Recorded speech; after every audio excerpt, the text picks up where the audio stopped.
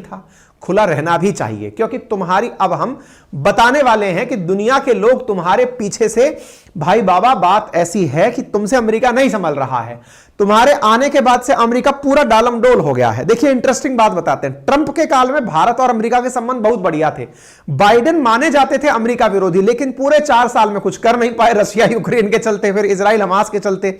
अब थोड़ी सी फुर्सत इनको मिली है, उस बीच में ये कुछ करने निकले हैं, फिर इनके साथ खेला हो जाएगा।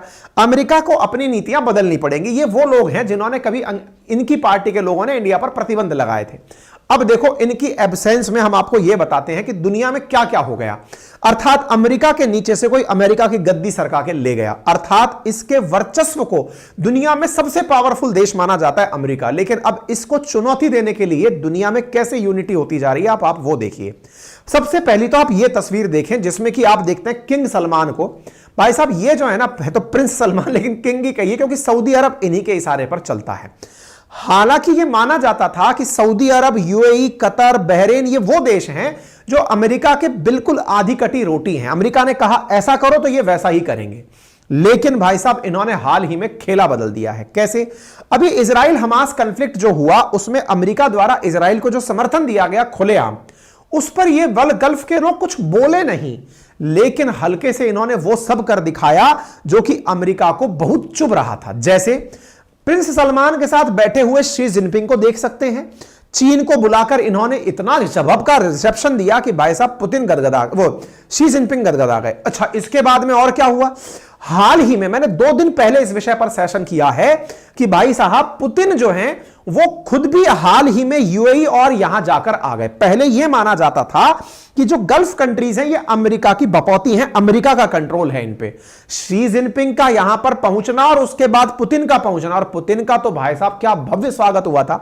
हमने आज से 1 दिन पहले एक सेशन किया था जिसमें बताया था कि यूएई और सऊदी अरब की यात्रा पर जाकर पुतिन आए, जो गजब वेलकम हुआ वो अमेरिका की आंखों में चुभने वाला है। आप जानकर आश्चर्य करेंगे, आसमान रंग दिया यार उन्होंने इनके रंग से, पुतिन के रंग से, यानी पुतिन के झंडे के रंग से गजब वेलकम हुआ था साहब। इस विषय पर भी हमने आपके सामने सेशन साझा किया। अच्छा कोई बात नहीं, पुतिन ने हाल ही में जो खेला है वो क्या है? इजराइल हमास कॉन्फ्लिक्ट में अमेरिका की तो बहुत ज्यादा गल्फ के अंदर गुस्सा है अमेरिका को लेकर के कि तुमको बीच का रास्ता अपनाना चाहिए था।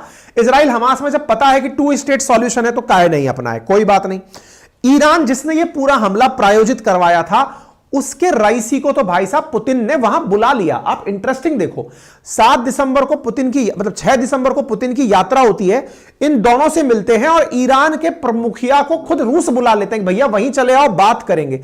ईरान और सऊदी एक दूसरे के दुश्मन हैं भाई साहब, सऊदी से मिलकर जाते हैं, ईरान वाले को वहां बुला लेते हैं। पुतिन ने खेला ही बदल दिया है।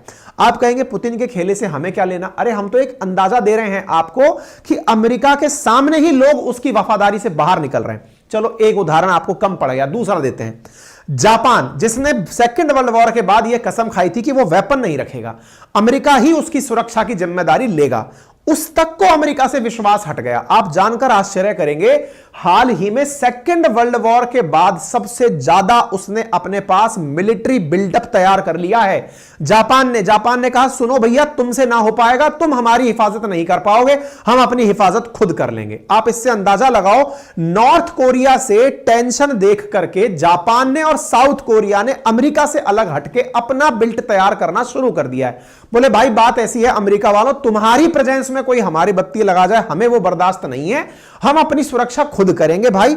अच्छा, एक नादान बालक पाकिस्तान, आपको जानकर आश्चर्य होगा, एक समय ऐसा था जब पाकिस्तान मतलब अमेरिका का पालतू आदमी अगर कोई था तो वो पाकिस्तान था। वो ऐसा था कि अगर अमेरिका ये कह दे कि पाकिस्तान वालों आज तुम पैर ऊपर करके सोओगे तो पूरा पाकिस्तान सो जाएगा।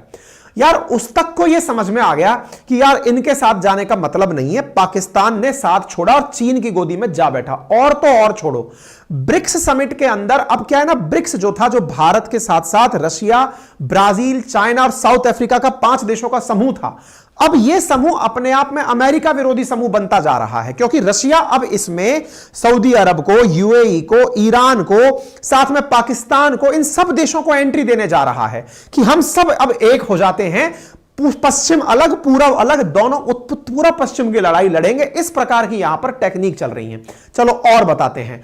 फिलहाल ये दोनों जिस निज्जर के जिस पन्नू के चक्कर में अपने साथ संबंधों को बिगाड़ रहे हैं, इंडिया के साथ संबंधों को बिगाड़ रहे हैं, इनको थोड़ा सा जानकारी दे दें। देखो, इंडिया वो देश है मेरे प्यारे भाई, अमेरिका वालों सुन लेना, आपकी एम्बेसी यहां चल रही होगी, कोई ना कोई बता भी देगा। हम लोग ना 1998 में तुम्हारी लाख धमकियां देने के बाद भी परमाणु बम का परीक्षण कर लिए थे। जब हम 74 में किए तब तुम ये कहे परमाणु बम नहीं फोड़ा था, परमाणु बम नहीं फोड़ा था। हमने कहा अब बता के फोड़ेंगे, और हम ऐसा फोड़े कि तुम तक सूचना चली गई। तुम्हारा डर था कि तुम आकर के इंडिया पर सैंक्शंस लगाए थे, ये रहे ना, तुम्हारे द्वारा सैंक्शंस इंडिया पर लगाए गए थे। हम उस समय भी तुमसे नहीं डरे थे, और हमारे पीछे पीछे तुम्हारा पाकिस्तान, क्योंकि तुम्हें डर था कि हम पाकिस्तान पर चढ़ाई कर देंगे, तुम उससे भी परमाणु बम परीक्षण करवा दिए कि चलो अब न्यूट्रलिटी हो गई होगी। देखो, हम तुमसे नहीं डरते, पहले इसको समझना पड़ेगा। समझना इसलिए पड़ेगा क्योंकि ब्रिटेन को हम यहां से निकाले हैं, भगाए हैं। अगर डरते तो हम आजाद ही ना हो पाते, समझे पहली बात। तो बात यह है कि इंडिया तुम्हारे डर में नहीं है, और डर में नहीं है इसका उदाहरण यह है कि तुम हमसे इतना पैसा लूटे, सब यूरोपियन कंट्री वालों ने हमसे इतना लूटा, उसके बाद भी यार हम 75 साल की आजादी में तीसरे बड़े देश बन गए इकोनॉमी के आधार पर। तुम फिर क्या बड़े बने? जो हमको लूट के गए थे वो हमसे पीछे छूट गए। तुम थोड़ा समझो बेटा, ये गोल्डन बर्ड है, ये बहुत ऊपर तक निकलेगा। और सुनो भाई, तुम रसिया यूक्रेन लड़ाई के अंदर सोचे थे ना कि तुम कुछ बिगाड़ लोगे पुतिन का, नहीं बिगाड़ पाए ना। तुम्हारा नाटो चीफ निकलकर खुद आता है और कहता है कि पश्चिमी देशों तैयार हो जाओ, कुछ बुरा हो सकता है। बुरा क्या हो सकता है? तुम बेचारे की तैयारी के साथ साथ कुछ करवा नहीं पाओगे यार, हैं? तुम रसिया यूक्रेन कन्फ्लिक्ट में हम लोगों से कहे कि अमेरिका वालों के कहने पर इंडिया वालों रूस से तेल मत खरीदो, हमने कहा सस्ता मिलेगा तो काहे नहीं खरीदेंगे। बाइडेन खूब समझाए इंडिया को, हमने कहा नहीं मानेंगे। और सुन लो बेटा, हम ना केवल खरीदेंगे बल्कि रिफाइन करके यूरोप में और बेचेंगे, और हमने इसके भी रिकॉर्ड तोड़ दिए। हम खरीदते रूस से, बेचते भाई साहब यूरोप को हैं। दुनिया परेशान है कि इंडिया एक्सपोर्टर कब से हो गया? जब से अमेरिका ने रूस पर प्रतिबंध लगाया। हम रूस से मंगा के यूरोप को बेच रहे हैं। कुछ कर पाओ तो देख लो बेटा, हम वो भी कर रहे हैं। आप देख लो, सऊदी को पछाड़कर भारत यूरोप का सबसे बड़ा तेल सप्लायर बन गया है, और हम जबरदस्त तरीके से आज भी तेल सप्लाई कर रहे हैं। नहीं डरते यार, पुतिन को ऐसी थोड़ी पसंद है। इसी कारण से जयशंकर साहब ने आज से 9 दिन पहले एक वीडियो मैंने कराया था कि उन्होंने यह कहा था कि दुनिया को हमसे थैंक यू कहना चाहिए।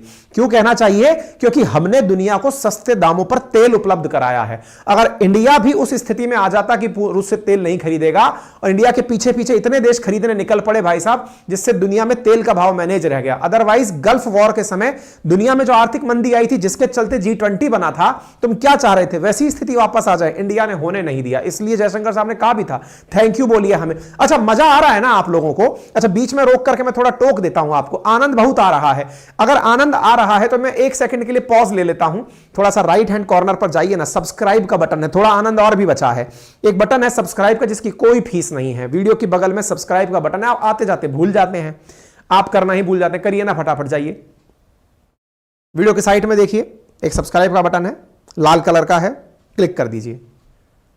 हमारा लालच बताएं, कल को फिर हम ऐसा ही कोई आनंददायक सेशन लाएंगे ना, बस आप तक सूचना पहुंच जाएगी। कोई पैसा नहीं दे रहे हैं आप हमें, बस सब्सक्राइब कर लीजिए, हमारा हौसला बढ़ जाएगा। मेहनत जो आपके लिए करते हैं उसमें हमें मजा आ जाएगा। ठीक है, चलिए आगे सुनिए। तो फिर अब ऐसी स्थिति में बड़ा सवाल यह बन चुका है कि इंडिया जो है वो यूएस और रशिया सैंक्शन का बढ़िया आनंद ले रहा है। इस बीच में जेलेंस्की के नाम पर तो खेला ही हो गया। खेला किस बात का हुआ?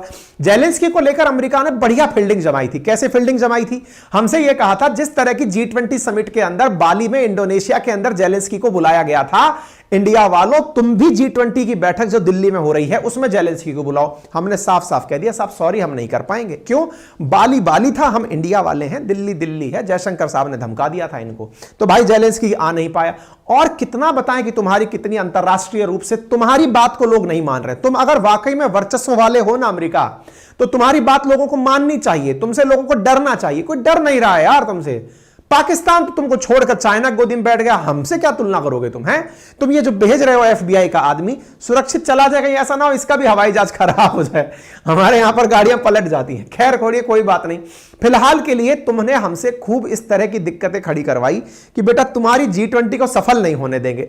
भाई साहब रूस खुद निकल कर आया और हमसे कहने लगा कि यार यकीन नहीं था आप G20 इतना सक्सेसफुली करा ले जाओगे। बोले क्यों? क्योंकि अमेरिका और रूस दोनों अपने अपने खेमे के लोग बनकर बैठे थे, इंडिया को करने ही नहीं दे रहे थे। वो कह रहा था पुतिन, इंडिया कह रहा था हम पुतिन को बुलाएंगे, वो कह रहा था जेलेंस्की को बुलाओ। हमने कहा कोई मत आओ, बीच का रास्ता निकाल लेते हैं। हमने उनके विदेश मंत्री को बुला लिया। सुनो देखो, आनंद बहुत है, तुम इसके चक्कर में अपनी खामखा बेइज्जती मत कराओ। हमारा तो बढ़िया मनोरंजन हो रहा है क्योंकि हमारे पास इतना टाइम है, हम आराम से तुम्हारा मनोरंजन कर लेंगे। लेकिन भाई सुनो ना, इसके चक्कर में क्यों खेलवा रहे हो? इसकी बातों में मत आओ। 5 बार बम फोड़ने की बात कर चुका। आत्मविश्लेषण करना है ना, तुम्हें वाकई में इज्जत चाहिए तो इस पर कोई कार्रवाई करो यार। हमको कोई मतलब नहीं है, इस जैसे हमारे देश में बहुत हैं यार, हर जेल में भरे पड़े इससे बड़े बड़े पन्नू।